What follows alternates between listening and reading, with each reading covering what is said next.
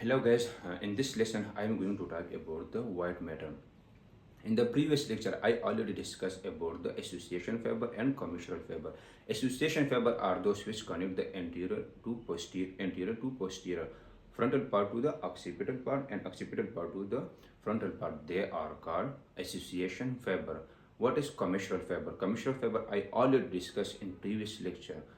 The one which connect the right hemisphere to the left hemisphere, they are called commissural fiber. Commissural fiber connect the right hemisphere to the left hemisphere. They are called commissural fiber. And today I am going to talk about the last one, projection fiber. So what is projection fiber?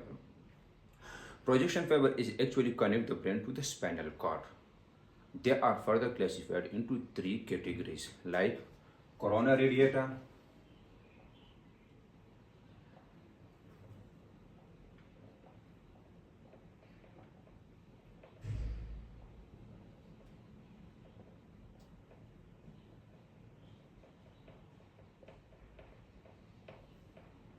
these two I will talk it later, and third one is the trats. So what is tracts? Tracts is actually one is descending tracts and one is ascending tracts.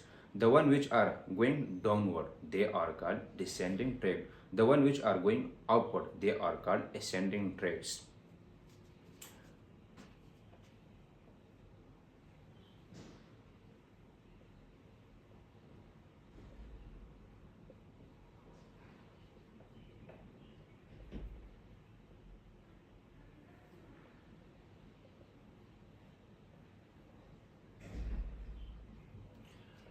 So descending tracts are always motor neuron, motor nerves, and ascending tracts are always sensory neuron.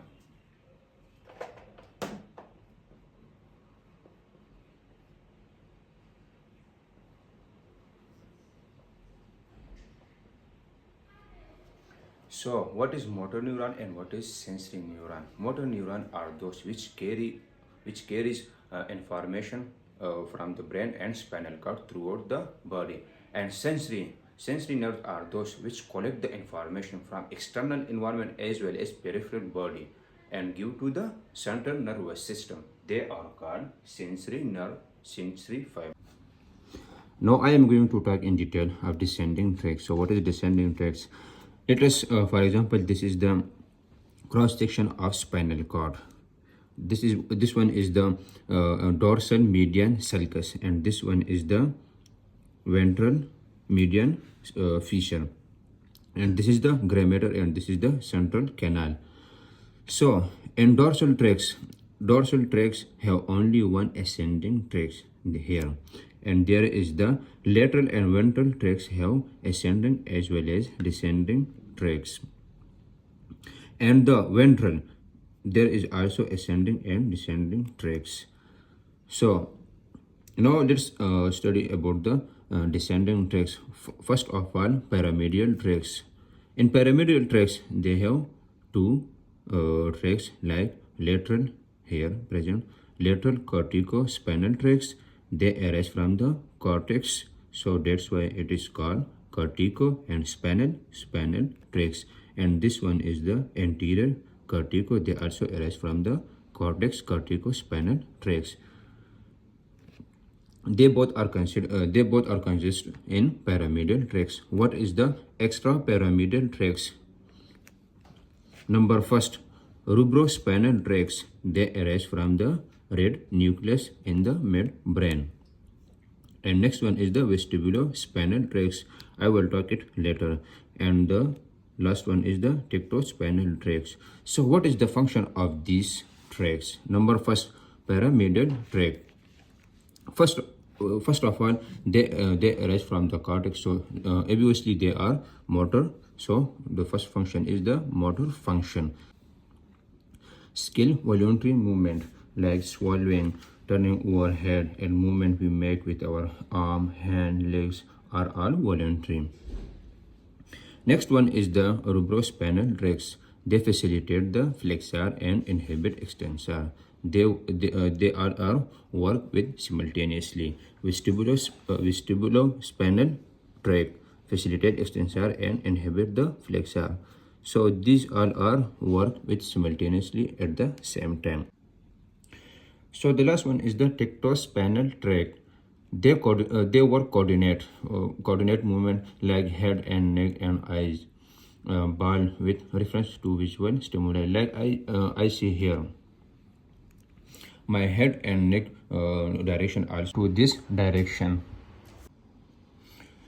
So guys, as I discussed descending tracts, in descending text, the first one is the pyramidal tracts. Now I am going to talk in detail of pyramidal tracts. So what is pyramidal tract?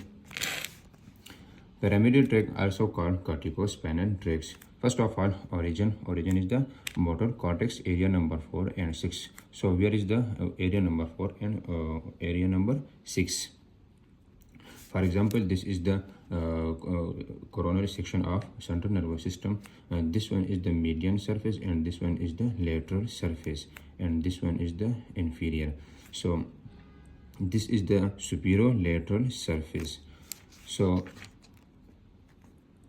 this is the cortex, and this one is the central sulcus, as you know that, and this is the area of 4 and 6. From here pyramidal tracts are coming.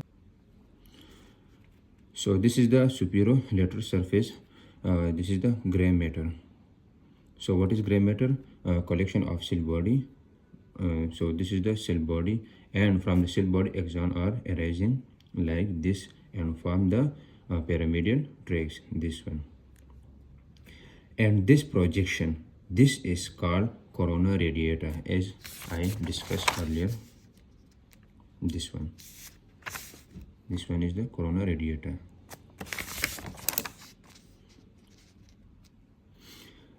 From the cortex, all nerves are going downward like this in pyramidal tract.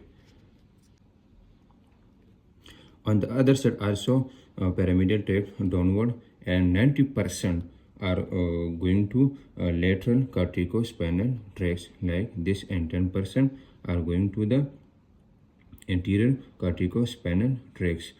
So remaining 10% will also be crossed like this. This is the anterior corticospinal tract. They were also crossed, and this one is the also crossed. So 100% fibers will be crossed on each other. So what is this place? This is called decussation.